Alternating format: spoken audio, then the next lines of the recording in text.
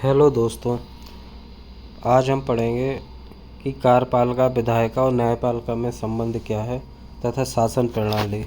इन दोनों टॉपिक को आज हम कंप्लीट करेंगे। कल हमने पढ़ा था कि शासन के अंग कौन कौन से होते हैं और कानून के प्रकार क्या क्या हैं।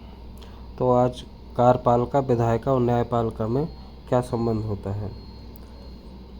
तो पहला कि अगर राजतंत्र प्रणाली है तो वहाँ पर कार्यपालिका विधायिका और न्यायपालिका तीनों का सर्वोच्च अधिकारी एक होता है, क्योंकि राजतंत्र में राजा ही सब कुछ होता है, वही कार्य संभालता है, वही कानून बनाता है और वही न्याय करता है। जबकि संसदीय प्रणाली जो कि भारत में है और इंग्लैंड में है, उसमें कार्यपालिका और विधायिका तो एक होती है पर न्यायपालिका अलग होती है। और जबकि अध्यक्षात्मक प्रणाली में कार्यपालिका और विधायिका और न्यायपालिका तीनों अलग अलग होती हैं, तीनों एक दूसरे से स्वतंत्र हैं। जबकि भारत में ना तो पूर्णतः संसदीय प्रणाली है, ना पूर्णतः अध्यक्षीय प्रणाली है। हमारे भारत में कहने को तो संसदीय प्रणाली बोली जाती है, पर एक तरीके से ये अध्यक्षात्मक प्रणाली और संसदीय प्रणाली का मिक्स रूप देखने को मिलता है। तो भारत में क्या होता है, भारत में कार्यपालिका विधायिका तो ज़रूर एक है अपने यहाँ, पर न्यायपालिका पूर्णतः स्वतंत्र है। ठीक है, तो ये थे तीन संबंध कार्यपालिका विधायिका और न्यायपालिका में संबंध।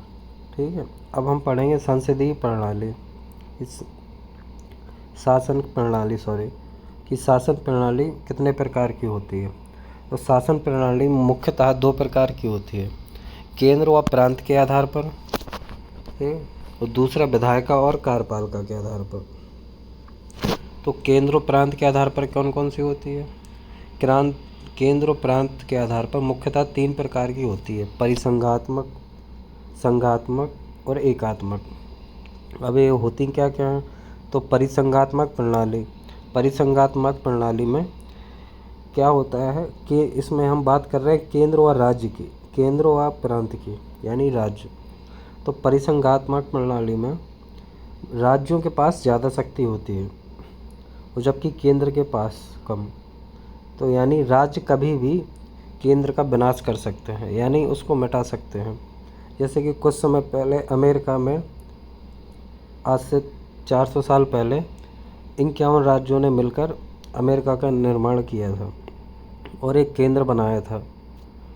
ठीक है, जो कि विनाशी था, उसका कभी भी विघटन हो सकता था। ये 51 राज्य जब चाहें उस संघ को ख़त्म कर सकते थे, पर बाद में संशोधन लाकर इस परिसंघात्मक प्रणाली को संघात्मक के रूप में कन्वर्ट कर दिया गया। और उसी तरह भूतपूर्व सोवियत संघ भी इसी ऐसा ही उदाहरण है, उसमें भी ऐसा ही था, वहाँ भी परिसंघात्मक प्रणाली थी कि कुछ राज्यों ने मिलकर एक केंद्र का निर्माण किया।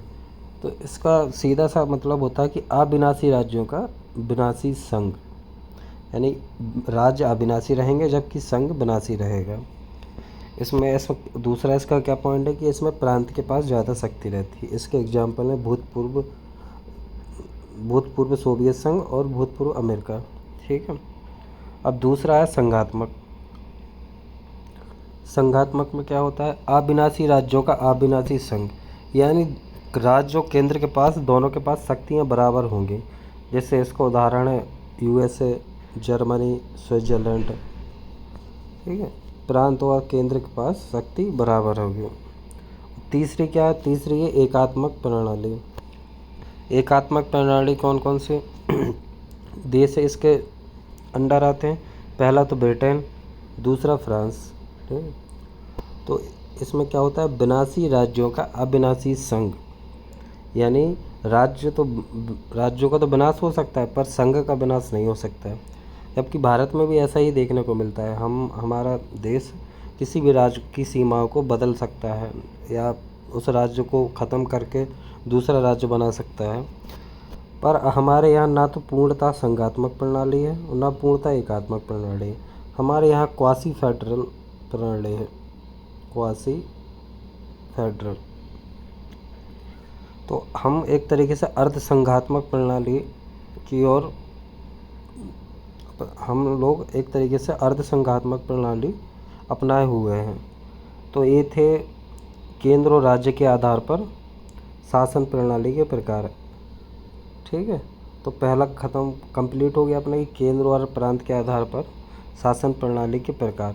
दूसरा है विधायिका व कार्यपालिका के आधार पर शासन प्रणाली के प्रकार। तो कार्यपालिका और विधायिका के आधार पर शासन प्रणाली 4 प्रकार की होती है।